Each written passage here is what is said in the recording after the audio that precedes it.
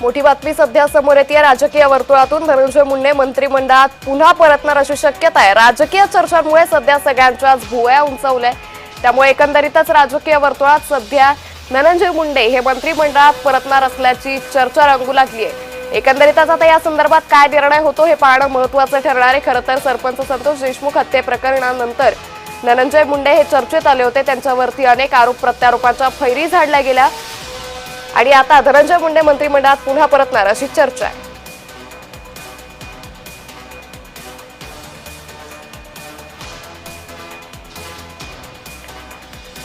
त्यामुळे धनंजय मुंडे आता मंत्रिमंडळात परतणार का हे पाहणं अतिशय महत्त्वाचं ठरणार आहे। धनंजय मुंडेंनी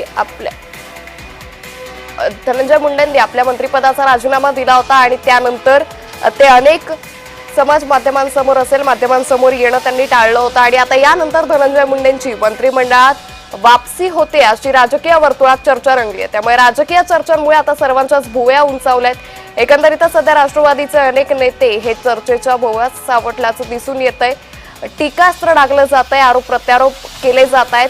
यावरतीच एकीकडे कृषी मंत्री माणिकराव कोकाटेंवरती सध्या देखील टीका केली जाते, त्यांच्या राजीनाम्याची मागणी केली जाते, तर दुसरीकडे धनंजय मुंडे हे मंत्रिमंडळात परतणार अशी चर्चा सध्या जोर धरू लागली आहे। एकंदरीतच राष्ट्रवादीच्या नेत्यांकडून या संदर्भात काही भूमिका स्पष्ट होतीये का, या संदर्भात त्यांच्याकडून काही स्पष्टीकरण येतंय का हे पाहणं अतिशय महत्त्वाचं ठरणार आहे। सध्या राजकीय समीकरणं देखील सातत्यानं बदलताना दिसून येत आहेत। आगामी महापालिका निवडणुकांच्या पार्श्वभूमीवर देखील राज्यातील राजकीय वर्तुळात अनेक घडामोडी घडताना दिसून येत आहेत। यातच महायुतीतील सरकारमधील मंत्रिपद बदलतात की काय अशी शक्यता सातत्यानं वर्तवली जात होती। यातच धनंजय मुंडेंची मंत्रिमंडळात वापसी होणार, ते पुन्हा एकदा मंत्रिमंडळात परतणार अशी चर्चा सध्या जोर धरू लागलेली आहे। आता या संदर्भात राष्ट्रवादी असेल महायुती सरकारमधील तीनही प्रमुख नेते असतील, या संदर्भात काय निर्णय होतो हे पाहणं अतिशय महत्त्वाचं ठरणार आहे।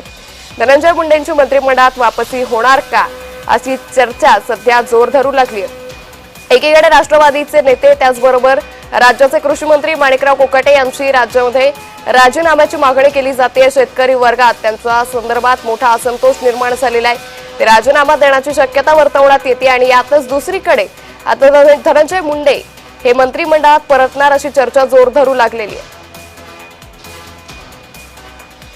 या संदर्भात अधिक माहिती घेऊयात आमचे प्रतिनिधी पंकज दळवी यांच्याकडून। पंकज, ज्या पद्धतीने आपण पाहतोय धनंजय मुंडेंची पुन्हा एकदा मंत्रिमंडळात वापसी होणार अशी चर्चा आहे।